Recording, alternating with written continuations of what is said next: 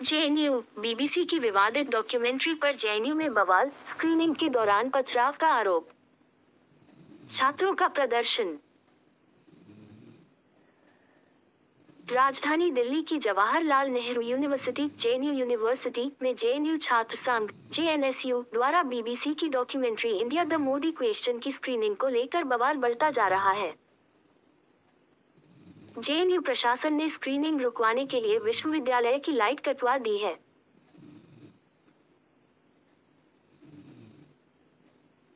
नई दिल्ली। जेएनयू प्रशासन की सख्त चेतावनी के बावजूद भी जेएनयू छात्र संघ जेएनयूएसयू कार्यालय पर इकट्ठे होकर वामपंथी छात्र संगठनों से जुड़े छात्रों ने 2002 के गुजरात दंगों पर बनी इंडिया द मोदी क्वेश्चन नामक बीबीसी की डॉक्यूमेंट्री को देखा।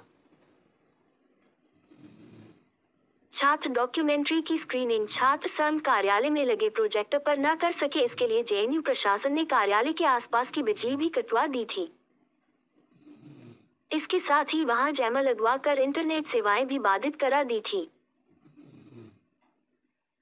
इसके बावजूद वहां मौजूद वामपंथी छात्रों ने अपने फोन और लैपटॉप में पहले से डाउनलोड की गई डॉक्यूमेंट्री को सामूहिक रूप से देखा।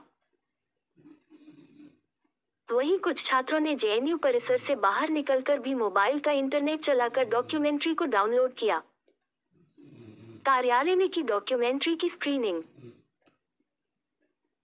उल्लेखनीय है कि जेएनयू छात्र संघ की योजना मंगलवार रात 9 बजे इस डॉक्यूमेंट्री की स्क्रीनिंग अपने कार्यालय में करने की थी। सोमवार को जेएनयू प्रशासन ने स्क्रीनिंग पर रोक लगा दी थी। इसके बावजूद छात्र डॉक्यूमेंट्री की स्क्रीनिंग पर अड़े रहे। रात 9 बजे स्क्रीनिंग के समय पर छात्र संघ कार्यालय पर स्क्रीनिंग के लिए जमा हुए।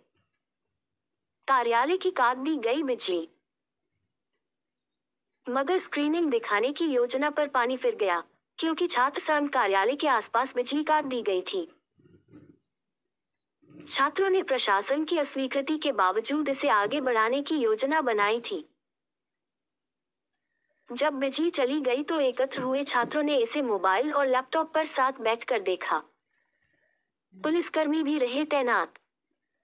इस दौरान मुख्य गेट के बाहर पुलिसकर्मी भी तैनात रहे। कुछ पुलिसकर्मी सदा वर्दी में भी परिसर के अंदर मौजूद रहे।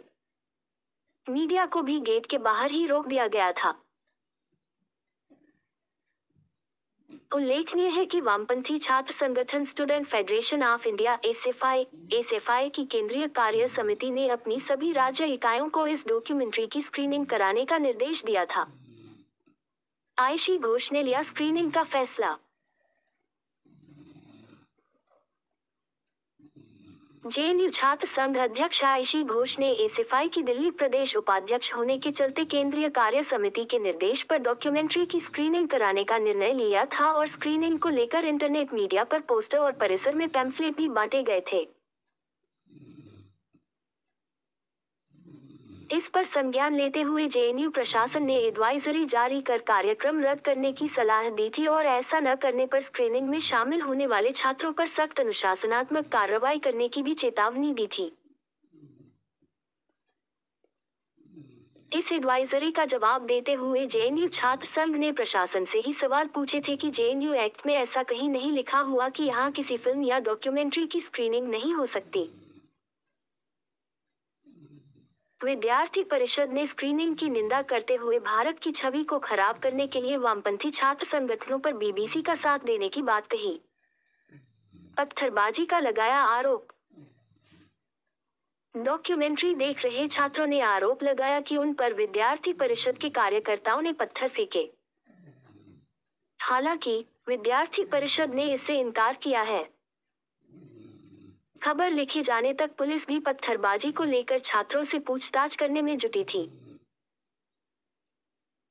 इस दौरान किसी भी छात्र की डॉक्यूमेंट्री की स्क्रीनिंग को लेकर गिरफ्तारी नहीं हुई थी और न ही पत्थर लगने से कोई चोटिल हुआ था। जेएनयू छात्र संघ के नेतृत्व में वामपंथी छात्र पत्थरबाजी की एफआईआर दर्ज कराने के लिए पुलिस स्टेशन की ओर पैदल मार्च कर रहे थे। क्या है बीबीसी की विवादित डॉक्यूमेंट्री विवाद? बता दें कि केंद्र सरकार ने पिछले सप्ताह कई यूट्यूब वीडियो और डॉक्यूमेंट्री के लिंक साझा करने वाले ट्विटर पोस्ट को ब्लॉक करने का निर्देश दिया था।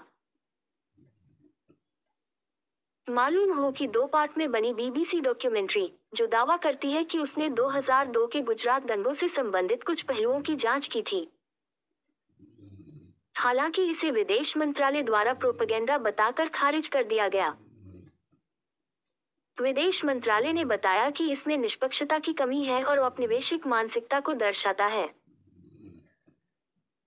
वहीं केंद्र सरकार के इस कदम को कांग्रेस और टीएमसी जैसे विपक्षी दलों से तीखी आलोचना मिली है। एसएच न्यूज के संवाददाता दीपक श्रीवास्तव।